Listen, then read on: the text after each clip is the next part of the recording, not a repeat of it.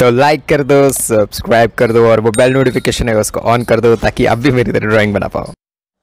तो शियर की सीरीज़ आ चुकी है और अगर आपने भी देखी है तो कमेंट में लिख दो कौन सा पार्ट आपको अच्छा लगा। और सब कुछ मैंने भी देखी, बहुत मज़ा आ गई थी सीरीज़ में यार। फर्स्ट एपिसोड है बट हल्क के रिलेटेड बहुत ही ज़्यादा मज़ा आई, जो दोनों के बीच में कजिन्स के बीच में लड़ाई और सब कुछ होता है ना।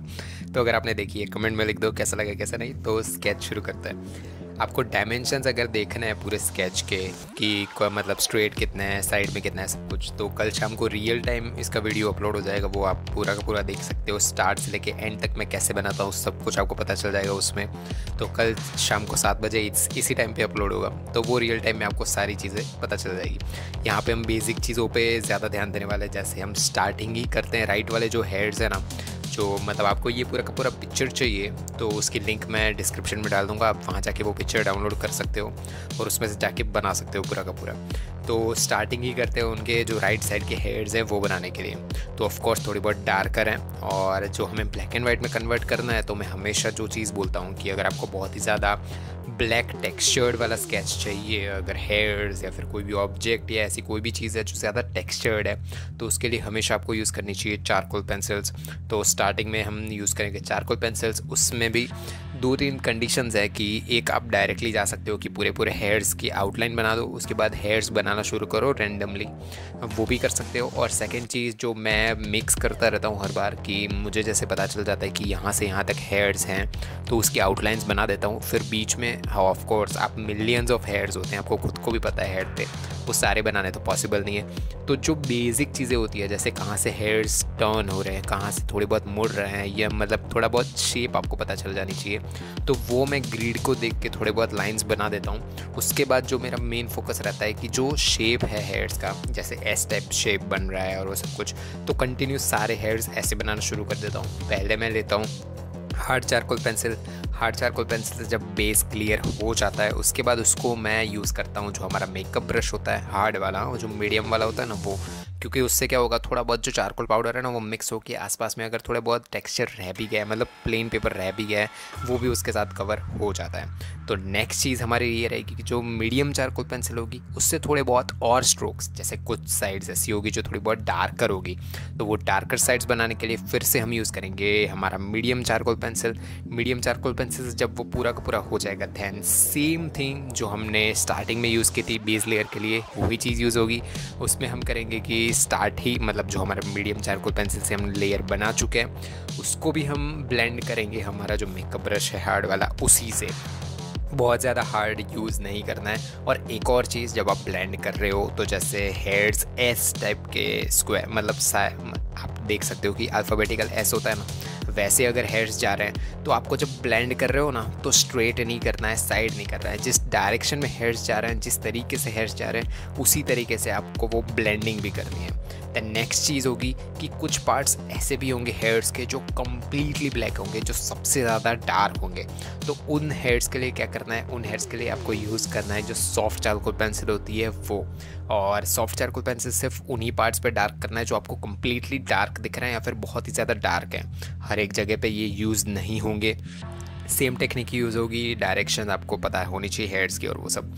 देन हम यूज़ करेंगे जो हमारा मोनो इरेज़र है फाइनली। अब ये थर्ड जो सेकेंड लेयर थी उसको हम ब्लेंड नहीं करने वाले हैं, क्योंकि हमें जो कम्प्लीटली डार्कर लुक मिलने वाला था वो सॉफ्ट चारकोल पेंसिल से मिल चुका है। तो उसके बाद हम यूज़ करेंगे जो मोनो इरेज़र है। मोनो इरेज़र सच बोल रहा हूँ, आप बाय कर देना चाहिए आपको अभी भी। और अगर आप नहीं कर पा रहे हो, मैं भी मेरे स्टार्टिंग में मैं नहीं कर पाता था, बट इन्वेस्टमेंट अच्छा है, बहुत ज़्यादा इतने महंगे भी नहीं है और इससे छोटी छोटी डिटेल्स आप दे पाते हो। तो कुछ हेयर्स ऐसे होंगे जहाँ पे हाईलाइट्स दिख रही होगी, और हाईलाइट्स का मतलब क्या है, थोड़ा बहुत वाइडर पार्ट दिखता है। तो वहाँ पे आप, इसमें भी सेम चीज़ है, पेंसिल की तरह ही पकड़ना है और पेंसिल की तरह ही आपको मोनो इरेज़र को मूव करना है ताकि आप शेड्स और हाइलाइट्स बना पाओ।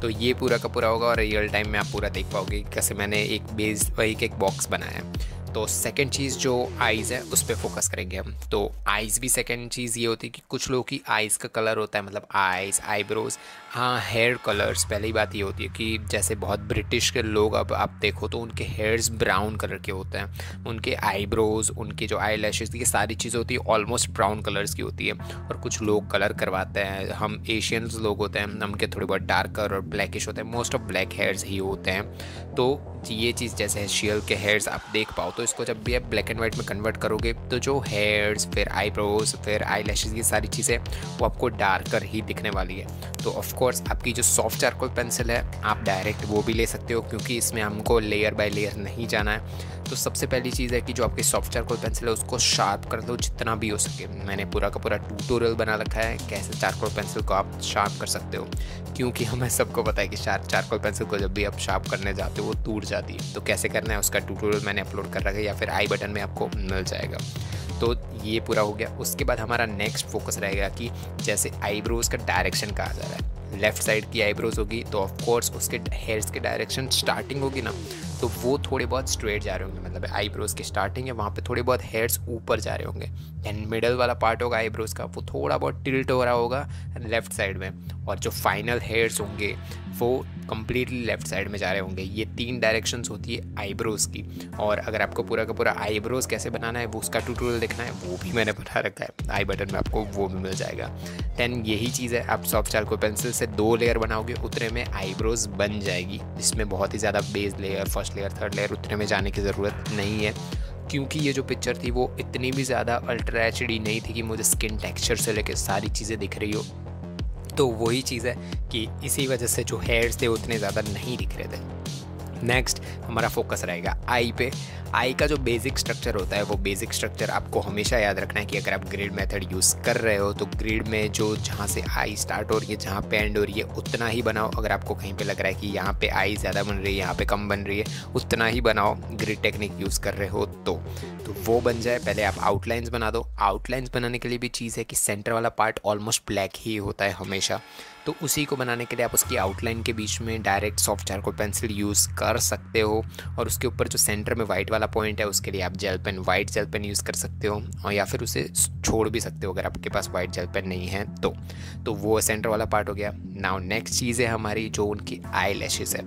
आई लैशेज़ में क्या चीज़ होती है कि उसके अंदर आपको देखना पड़ेगा कहाँ से स्टार्ट हो रहे हैं, मतलब सेंटर वाला पार्ट हमेशा थोड़े बहुत हेड्स ज़्यादा होते हैं, और कुछ मतलब जो मॉडल्स और वो सब होते हैं उनके आई लैशेज़ मतलब फेक भी होते हैं, वो उनके लगाए हुए होते हैं, वो नेचुरल नहीं होते हैं। तो उसी की वजह से आपको अगर नेचुरल जो मतलब फ़ोटो में, मैं फ़ोटो की बात कर रहा हूँ, फ़ोटो में अगर आप जिसको आपको जैसे भी दिख रहे हैं आई लैशेज़ वैसे ही बनाना है तो आपको डायरेक्शन देखनी पड़ेगी। आपको स्टार्टिंग से लेके ऊपर तक जा रहे होंगे, थोड़े बहुत हाफ सर्कल्स में बन रहे होंगे, आपको पूरा का पूरा डायरेक्शन देखना है आई लैशेज़ का, और ऐसे ही आई लैशेज़ बन जाएगी। और आई लैशेज़ बनाने के लिए मैंने जैसे कि बात की कि कलर कौन सा है उस पर डिपेंड करता है। कलर ब्लैक है तो येस मैं रिकमेंड करूँगा कि ग्रेफाइट पेंसिल से ज़्यादा आप चारकोल पेंसिल यूज़ करो तो अच्छा रहेगा। तो ये बन गया हमारे आई लैशेज़, सारे के सारे बन गए। दैन आउटलाइंस के आसपास बना सकते हो, और अगर आपको कहीं पे ज़्यादा शेड्स दिख रहे हैं या फिर कुछ भी दिख रहा है, उन सब चीज़ों के लिए आप ग्रेफाइट पेंसिल यूज़ कर सकते हो। जैसे ही थोड़ा बहुत शेड्स नीचे जाते हैं आपको ग्रेफाइट पेंसिल को यूज़ कर लेना है। स्किन टेक्सचर या फिर ऐसी कोई भी चीज़ आती है